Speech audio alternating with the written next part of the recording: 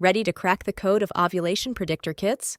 OPKs, your personal fertility detectives, revealing the magic window for conception. It's all about chemistry, detecting that crucial surge in luteinizing hormone. Timing is key. Start testing on day 10, same time every day. FAQ time. How accurate are they? When used correctly, most ovulation predictor kits have an accuracy rate of around 99%. Can they be wrong?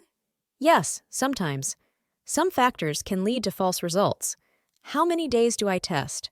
This varies depending on your cycle length.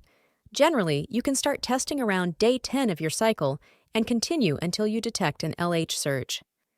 Click the link in our bio to schedule a free 15-minute session with our fertility concierge or book an appointment as early as the same day with a fertility specialist. Fertility Cloud, the most convenient fertility care.